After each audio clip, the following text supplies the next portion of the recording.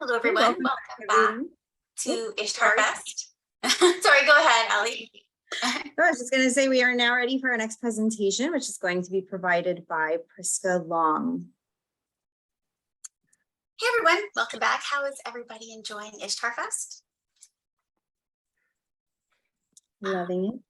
I thought Steffi's presentation before lunch was fantastic. I really enjoyed that.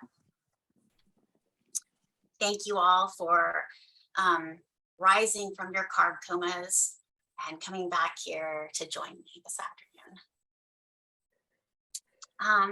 My name is Prisca Long. I'm a witch, occultist, and priestess, and I have served Inanna for more than 30 years. I'm one of the first Sumerian reconstructionists, and today I work with the Temple of Inanna and Circle of Stars Mystery School, as well as leading the Sisterhood of Inanna. Today I'm going to share with you a narrative of thought, bringing together different streams of ideas from ancient Mesopotamia, Jewish mysticism, Western esotericism, and sex magic.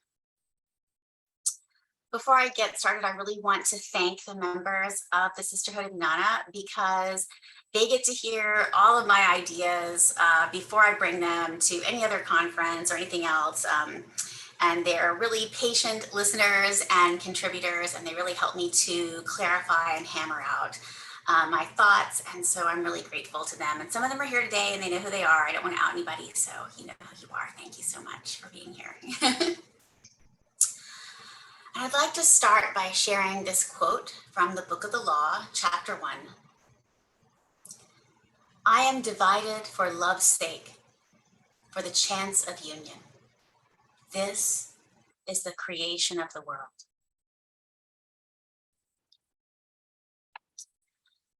The word occult means knowledge of the hidden. As an occultist, I've learned that, as Yeats famously said, there is another world, and it's this world. The secrets of initiation are hidden, but they're hidden in plain sight because those who lack the understanding to see them will not.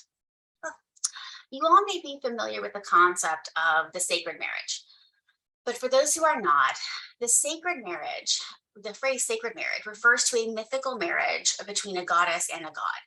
And such marriages are, of course, found in myths from all over the world. These marriages are theorized by some scholars to have been ritually enacted in ancient cultures, including ancient Mesopotamia. And so the term is also used theoretically to refer to rituals that are believed to be of this nature.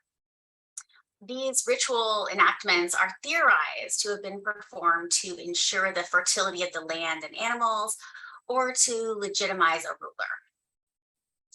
Most pagans are familiar with the concept of the sacred marriage, and in some traditions, such as Wicca, they include ritual enactments of a sacred marriage, such as the Great Rite.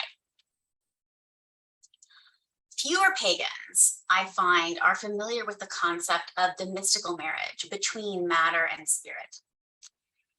It is this mystic marriage that endows us with godly consciousness. And this concept is also expressed in multiple cultures. For example, in Jewish mysticism, we find the belief that every human has a bestial soul and a heavenly soul, and that the two are struggling for control of the human. If the heavenly soul wins, it elevates the bestial soul to a heavenly state. But if the bestial soul wins, it cannot reduce the heavenly soul to a bestial state. In Christianity, Christ himself is the product of the mystical marriage, not between God and Mary, but between God and the material form. He is thus the Word made flesh.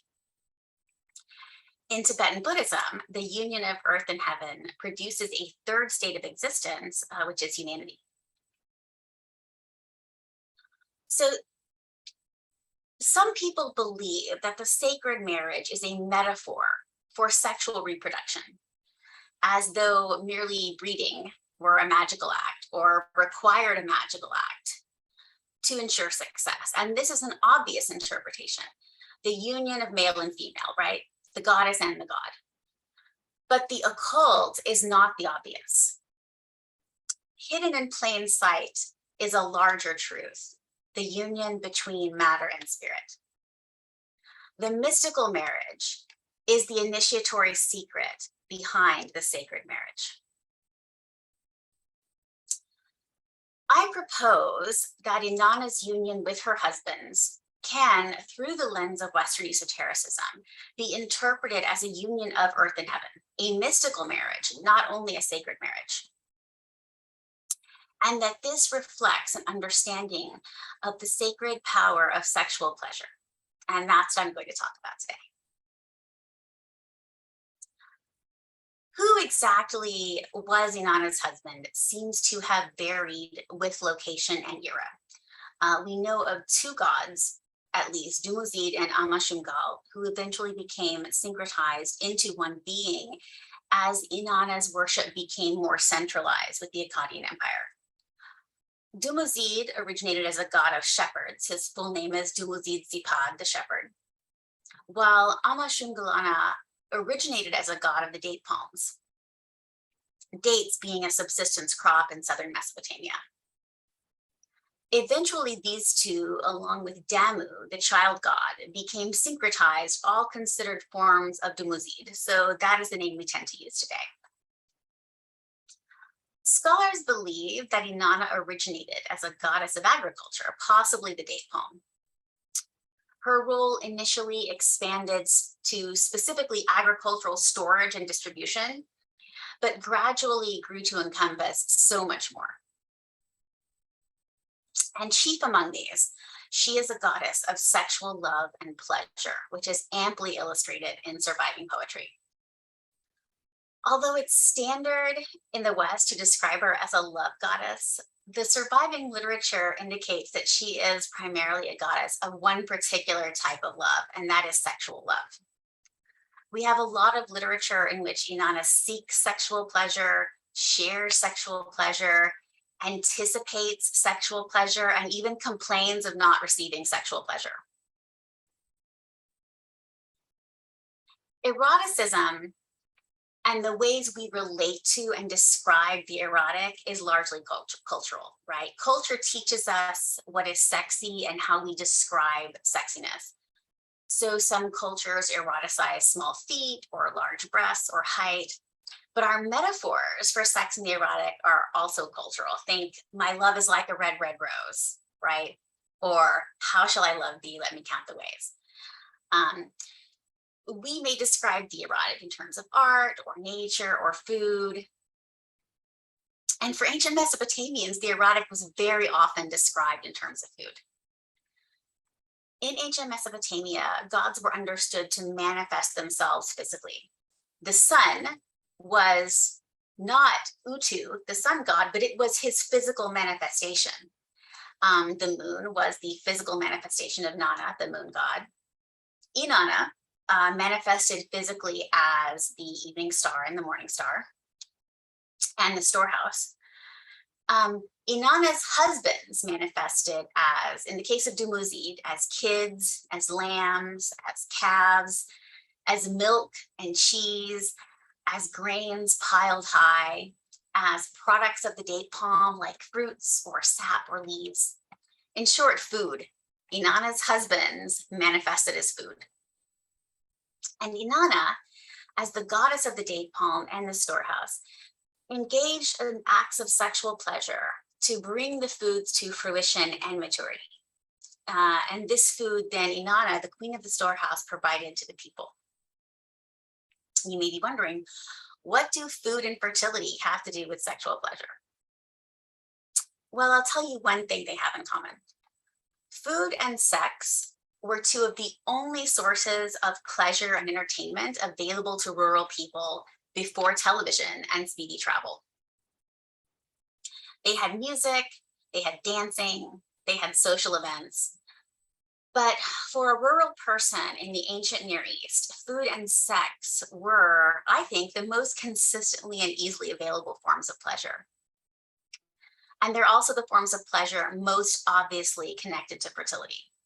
You know, we have records of the Sumerian people having large festivals, and we have records of people coming together for harvests and to build things. But we don't really have a lot of records talking about what the average Sumerian farmer and their family did in their off hours when they were just hanging around at home. And if they were anything like farmers of the modern era, they probably had a lot of sex. We are told that the reason farm families in the early 20th century had a lot of children was because they needed children to work the farm. That's not entirely true. One of the main reasons farm families in the early 20th century had a lot of children is because there wasn't anything else for mom and dad to do at night.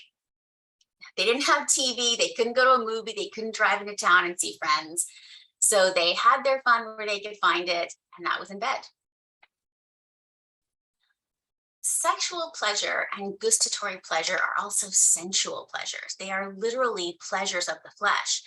And notably, unlike some of the traditions that came afterward, like the Abrahamic traditions, pleasures of the flesh are not considered to be sinful or things that one should not indulge in. The Mesopotamians reveled in these pleasures of the flesh. They go into great detail about the pleasures of the flesh in pretty much all of their poetry. Sustenance and sex can also be considered the two most obvious manifestations of the god's favor. They're both necessary to sustain life, right? Sexual reproduction is necessary for food to exist, and food is necessary for successful sexual reproduction. Sexual pleasure leads to gustatory pleasure, which leads to more sexual pleasure. So sexual pleasure and food are completely intertwined in the worlds of nature and agriculture, and they were intertwined in the Sumerian consciousness. In terms of stylizations and idealizations of goddesses, we can also consider that the breast is an organ dedicated both to nourishment and food and also to sexual pleasure. So this intertwinement of sex and food is reflected in ancient Sumerian love poetry. Inanna compares her vulva to a garden, moist and full of growing things, to fertile soil ready to be plowed, to a source from which food pours forth like a cornucopia. She compares her lover, Dumuzid, to tender lettuce, to stalks of barley, to cheese. She compares his phallus to his churn, his semen to yogurt and milk, and her vaginal fluids to honey, which many biblical scholars and archaeologists believe refer to a date product like date sap rather than honey from bees, which gives a whole new perspective on the biblical promise of a land flowing with milk and honey. It's cliche in paganism to say this is about fertility. But yes, this is about fertility, but not only in the way that most people think. It's about fertility, but that is a surface level understanding of fertility. And so I ask you to look below the surface. What lies below that surface understanding? And of course, the answer is as above, so below. Or as one of the first Mesopotamian reconstructionists, the late Lishtar, interpreted from Sumerian cuneiform, from the depths to the heights in all the spheres. What every occultist worth her bread and salt eventually sees is that essential truths are reflected in every level of reality. The difference lies only in our perception. When we see Inanna, the goddess of the storehouse, unite with Dumuzid, the shepherd, the date palm, the piles of barley, the young wheat standing tall, we're seeing the sacred marriage, the sexual union that ensures the fertility of the land. But when we see Inanna, the queen of heaven, unite with Dumuzid, the king of the earth, we're witnessing the mystical marriage, the ecstatic union of earth and heaven, of matter and spirit, the mystery hidden in plain sight. Life flows from their passionate conjunction, not only from their union, but specifically from their pleasure. Some people believe that the sacred marriage and even the mystical marriage are metaphors for sexual reproduction, and this is a mistake. It takes no great skill to have sex and produce offspring. You don't even have to understand the process in order to carry it out. Sexual pleasure, though, is a different matter. Sexual pleasure requires skill, desire, and attention. It's clear from their many poems that the union between Inanna and her husband was an ecstatic one. And furthermore, that it is their pleasure, their ecstasy, that ensures the fertility of the land, not merely their sexual act. And I meant to bring my book, Inanna, Queen of Heaven and Earth, in here with me to read some excerpts, but I didn't. But the poetry is very sensual, and the emphasis is on the sensual pleasure. The emphasis of the poems of their courtship and their love and romance is not upon the sexual act, and it's not even upon the fertility that that act creates. It's upon their pleasure. The mystical marriage is not a metaphor for sex, but sexual union can be a metaphor for that divine union of matter and spirit. It is sexual pleasure which approximates our union with the divine. Sexual pleasure can be a way to approach and facilitate that union. And I believe that the emphasis in Mesopotamian erotic poetry on pleasure and desire indicates that they, at least those initiated into the priesthood, knew that. If you have any familiarity with the Bible, you're probably aware that the word no is often used therein to describe sexual acts. And maybe you thought that this was a euphemism used by translators or even the biblical authors themselves. Maybe they were shy. But actually, the word they use to indicate sex, yada, in Hebrew, to know, is the same word used to describe God's relationship with humans. God knew you from when you were knit in the womb, yada. It's the same word that they use to talk about knowing in a sexual way. To the authors of the Torah, sexual intercourse was divine intimacy. It was to know another human as one knows God, intimately, passionately, sacredly. The presence of God was manifested via sacred sexual union. You can see this further intimated in Exodus chapter 25, where God instructs Moses on how to build the Ark of the Covenant. Specifically, on the lid of the Ark, there are two cherubs with their faces toward each other and their wings toward each other also. The wings are raised to conceal the space between them. And God said that in this hidden space between the cherubim, there I will make myself known to thee, above the cover from between the two cherubim. God manifests their presence at the place above the ark, but from between the two cherubim. And unfortunately, in biblical scholarship and in archaeology in general, as Steph referenced in his presentation, mentions of sex and sexuality have largely been sanitized or ignored or avoided. But there are absolutely scholars who believe that when God said, I will make myself known to thee from between the two cherubim, what God was saying is that this sexual ecstatic union of these two cherubim was what produced the presence of God, what made the presence of God known to humans, and that this was an initiatory mystery that would not be understood by non-initiates, and in that case, people who were not of the priesthood. Not incidentally, biblical scholars believe that the book of Exodus was written during the time of the Babylonian exile. And Exodus is also the book in which God promises to lead the Israelites to a land flowing with milk and honey. So I think we can see the cultural influences at work here. Then, of course, we have the Song of Songs, an extensive romantic erotic poem found in the Tanakh, in which two lovers frankly and explicitly celebrate sexual intimacy. And for centuries, people have wondered, why is this long-ass sex poem in the Bible? right? When it doesn't actually talk about God, it doesn't talk about religion, it doesn't teach any educational lessons. It's just a celebration of love and pleasure.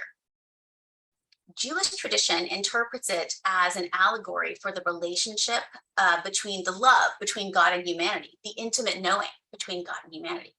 I am to my beloved as my beloved is to me. Christian tradition interprets it as the relationship between Christ, the bridegroom, and his bride, the community of believers.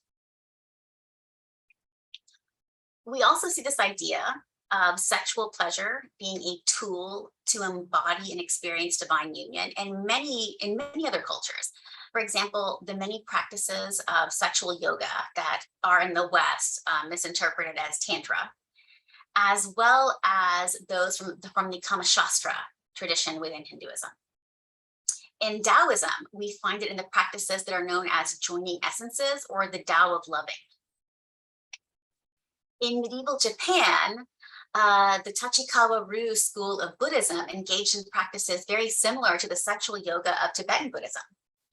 They believed that the loss of self in the act of sex can lead to the awakening of the spirit. And these are just some examples. There are examples of this sexual mysticism from all over, at the very least, the old world. And what all of these traditions have in common is that they emphasize shared sexual pleasure as a gateway to divine consciousness. Let's be real.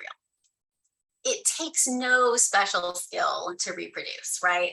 The ancient Sumerians knew that sex led to babies. That's clear from Dumuzid's conversation with Inanna, in which he explains sex to her using the goats to illustrate. You know, they're hanging out at the goat pen, watching the goats have sex, watching the kids be born, and he's explaining to her that the sex leads to the babies happening. But the poetry describing Inanna's attraction to and union with her husband emphasizes not the sexual act, but their pleasure. Fertility is the creation of new life, but that which endows life with the divine spark of consciousness is a mystery found in passion and intimacy. It is not from mere sexual intercourse that abundance flows, but from shared sexual pleasure. It is their shared sexual pleasure that unites heaven and earth in a magical formula. Inanna's sexual pleasure creates abundance. It creates nourishment of the spirit. The man of earth gives pleasure to the queen of heaven, and through the pleasure of their shared passion, a new thing is created. And we can learn through sexual intimacy to reach divine intimacy. The human can become intimate with the divine and be changed thereby.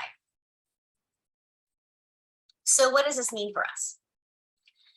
Well, as devotees of Inanna, or not, we have the opportunity to elevate our shared sexual pleasure to a higher purpose.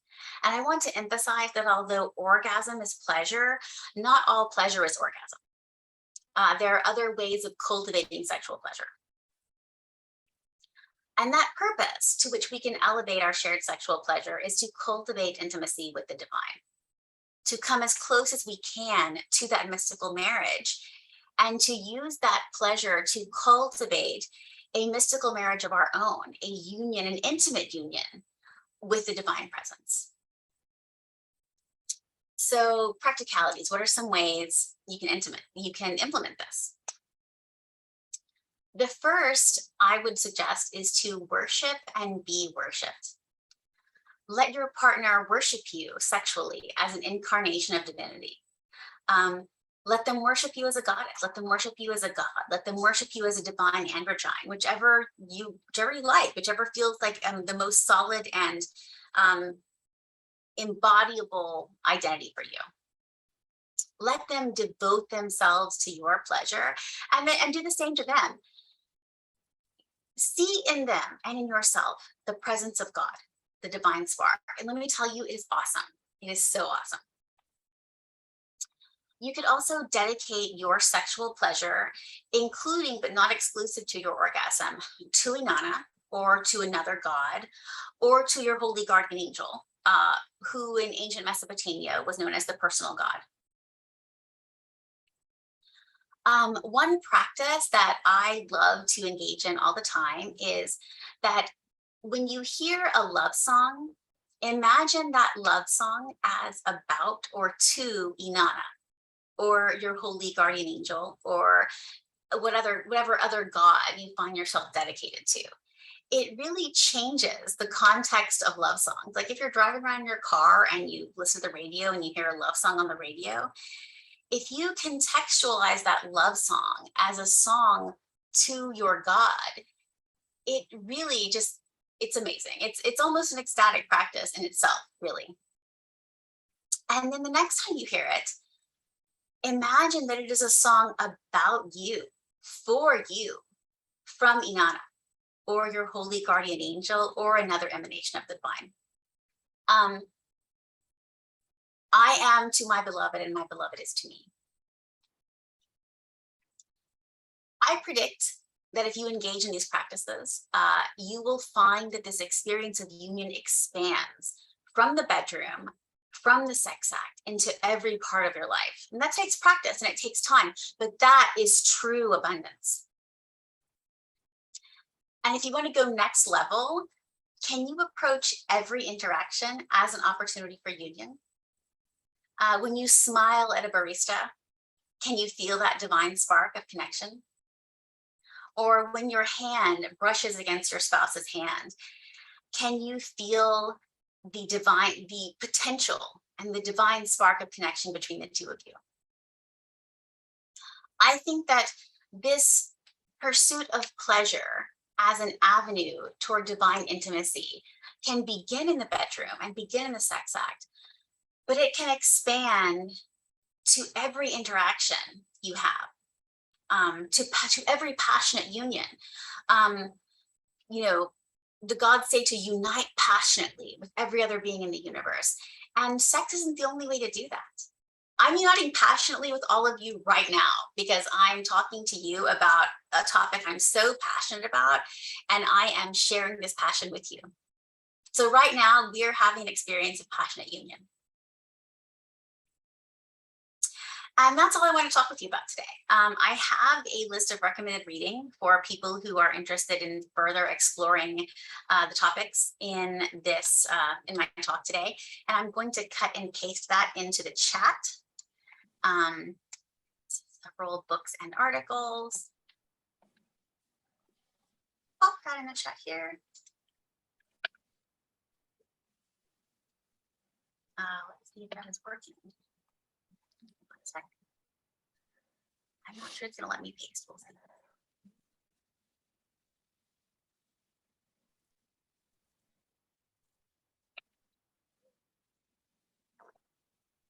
Okay, it's not letting me paste for some reason, so I will create a doc and share that. I guess in the Ishtar Fest page on Facebook, that would be a way for everyone to access it. So thank you very much for listening today. That's my talk, and I really appreciate all of you. And if anyone has any questions, I'm open for questions or insights. Want to share anything, experiences?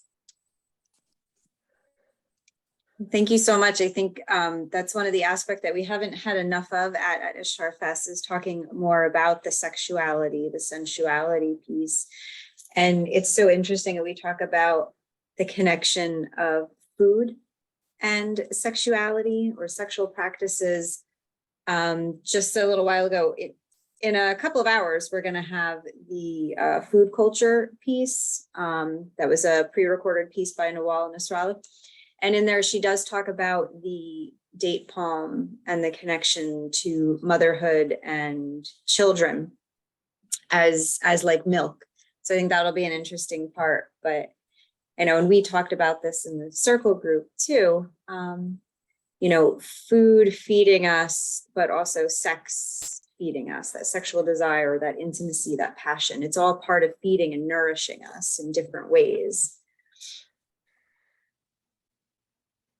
Thank you. Yeah, I think that, we nourish our bodies in so many ways. And one of the things that, we've learned in modern psychology is that touch is so, so, so important to our overall health and wellness. And I don't think that that's a coincidence. It's not any less important and vital to our health than food. Hey, I wanted to mention that last year, the Aquarian Minion group on Facebook had a series of talks by Professor Marla Sogol on sex magic in Judaism. When we were examining the treatise Shir Quoma, we found passages suggesting that God is bleeping himself. And at least 3 of the 4 videos are still up. I think that's absolutely true. In fact, the fairy creation myth says that the goddess floated. She was the void of infinite space, and she saw her reflection in the curved intimate space and fell in love. And so she drew forth from herself this reflection of herself so she could make love to it. And that was the division of the universe, that event, that divided the body of the goddess into all of us who exist today. That was the first division. She is divided for love's sake, for the chance of union. I think that's absolutely true. I think that's a great interpretation.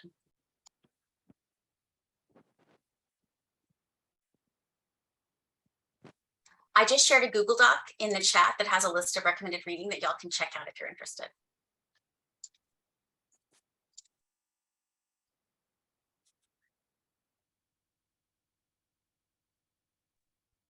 And if anybody's unable to unmute, you can put into the chat any questions or reflections that you have on this piece, which is, we could really do a whole day, I think, dedicated to just sexuality and these practices and the combining the marriage, the physical, the energetic. There should be a whole day dedicated. Maybe next year, Start Fast. See, we're already planning.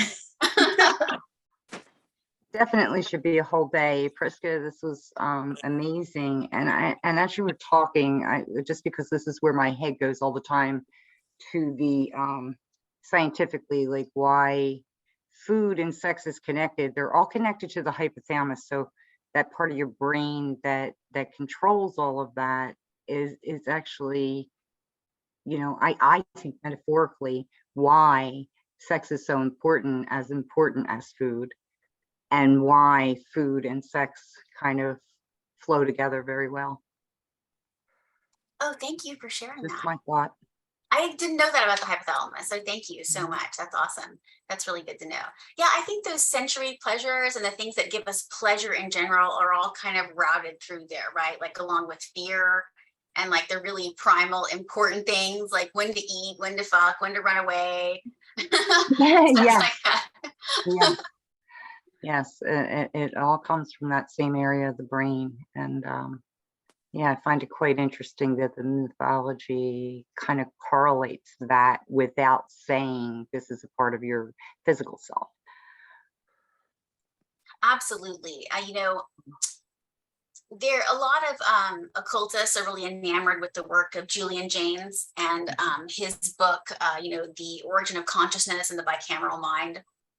And one of the things that Jaynes claims is that it was in the late Mesopotamian period that humans became conscious and capable of introspection.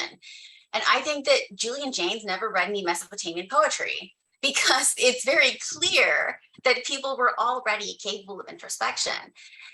His argument is that before, approximately maybe 1,000 to 2,000 BC, humans didn't know that the voice they heard in their head was their own narrative and thought it was the voice of God. And that at that point, humans had what he called a bicameral mind, 2 different consciousnesses that did not recognize each other as both human. And I just think Jaynes just didn't read the Mesopotamian poetry, because if he read anything, or even, I think in Hedwana's poems, for example, are excellent examples of introspection and awareness of her own emotion and her own consciousness as separate from the consciousness of the gods. So I think they were deeply introspective and had this awareness of the connections between different emotions. And so even if they didn't know about our brain anatomy, they obviously recognized these connections in some way, right?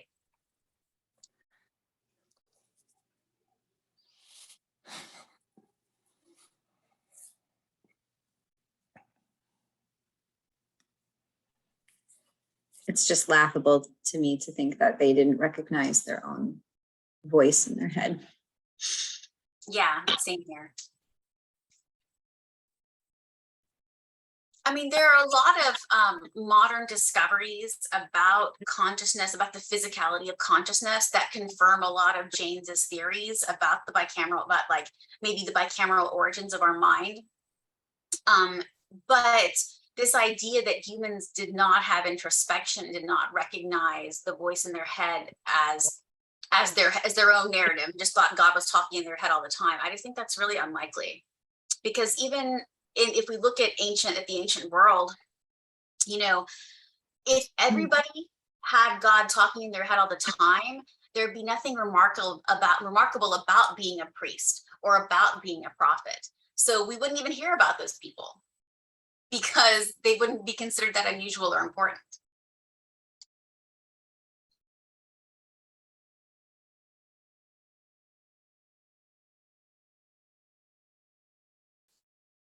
I think there's like a tendency, right? Like in a lot of our modern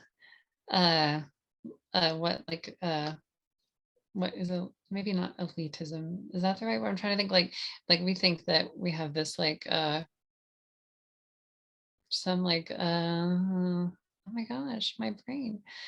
Oh my, I need to something needs to connect her quick.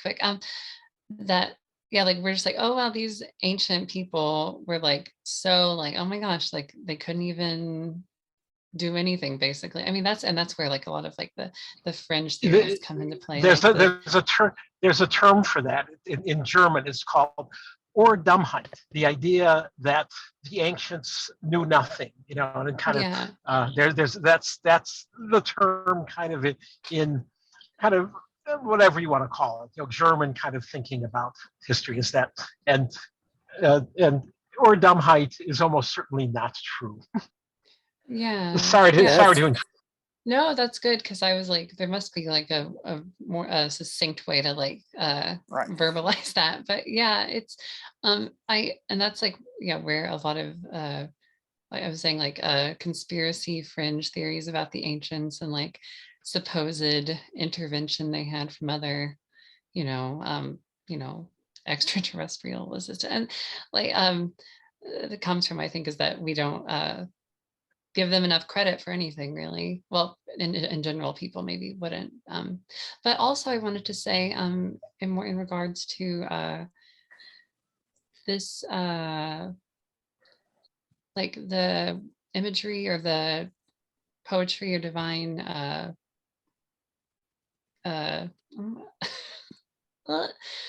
Saint John of the Cross, and I think Teresa of Avila, these like, mystical people who had like very like erotic, or I consider, like if you read The Dark Night of the Soul, that's a very like erotic poem, I think. Like, he's going out into the darkness and meets with God, and they like, mingle, and they like, they just sort of have like a lovely, intimate, like sensual, seemingly sexual encounter. And it, gives him this sense of like joining with God. So I was thinking about that when you were talking.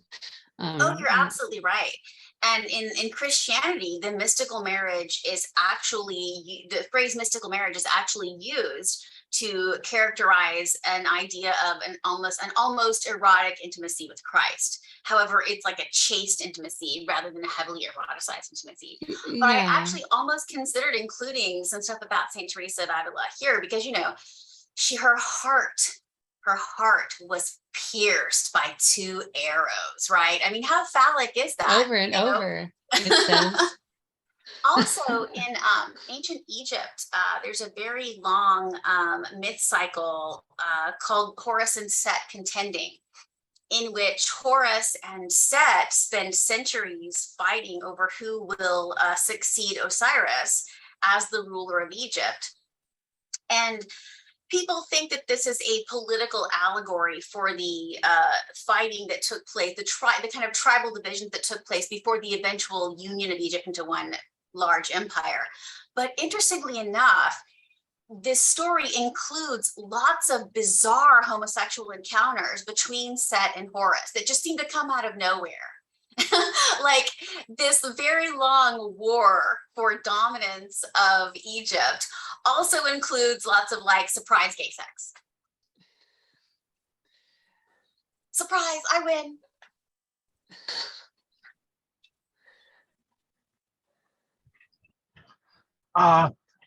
One thing is, you're talking about the Song of Songs, and there is a story in the Talmud about how it got put in the Bible.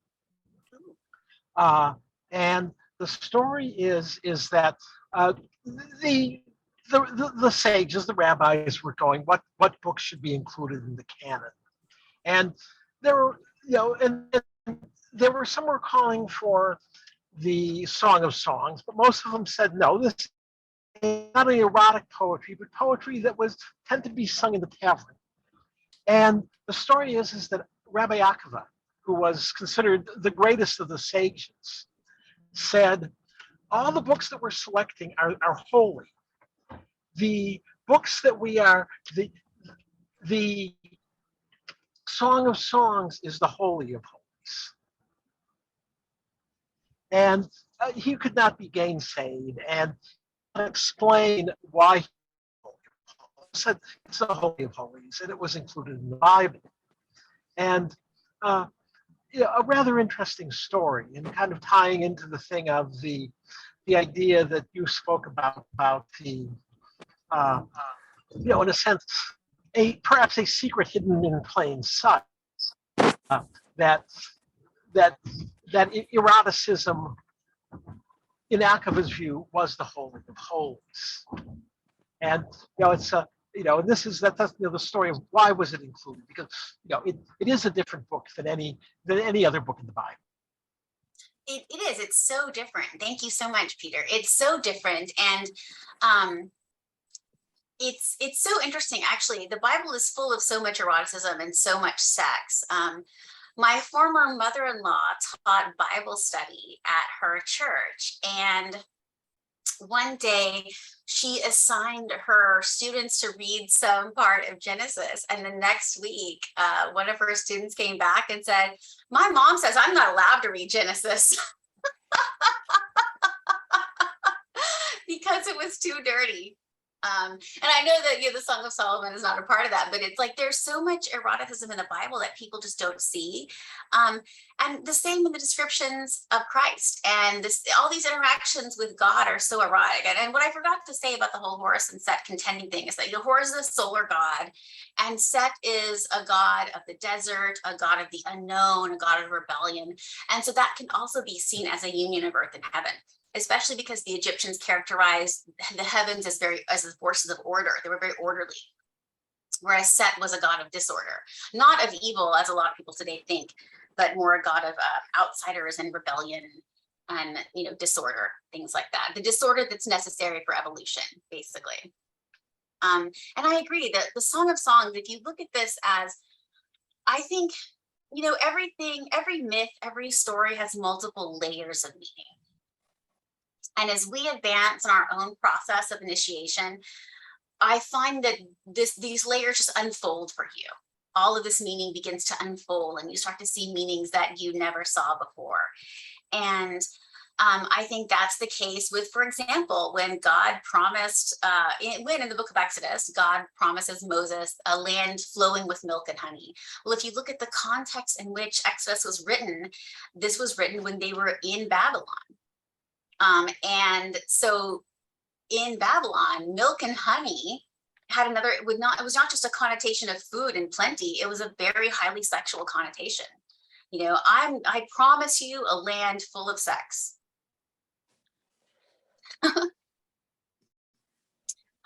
One so thing is that Judaism, though hardly perfect with respect to sexuality, is not Christianity. It never is.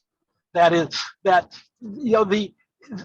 sex is not seen as fundamentally evil, but fundamentally good that needs to be constrained almost universally in Jewish teachings, going back very far. So that this is not to someone brought up as a Christian, this could be shocking. Your thing to someone brought up Jewish, less so. That is, and this is that extreme, better to marry than to burn, to quote Paul, is not part of the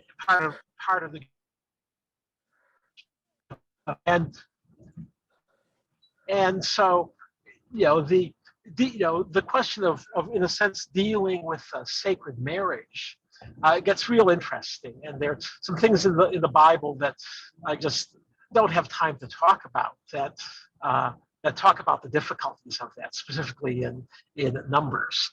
But the idea that milk and honey could be settled would not be, oh, this is impossible, but rather, it may. I'm sorry, we're losing you a lot in terms of your sound, but I think I heard most of that. And you're entirely right. In Judaism, sex, especially sex within marriage, is considered a mitzvah. It's considered an act done for the good of the world.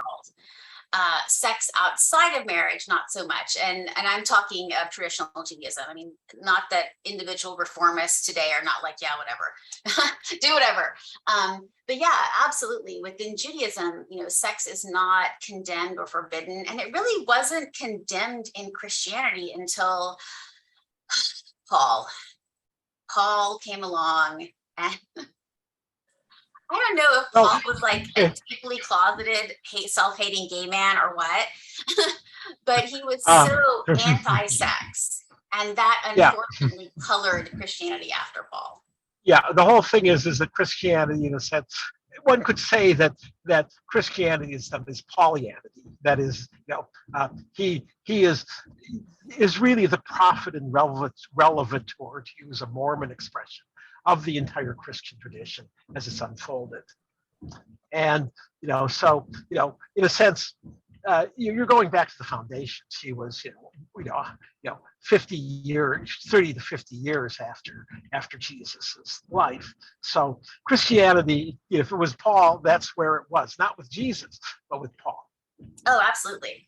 In fact, if you look at the Gospels, Christ is very often referred to as the bridegroom. His bride is mentioned only one time in all of the Gospels, but he is very frequently referred to as the bridegroom, which implies the existence of a bride.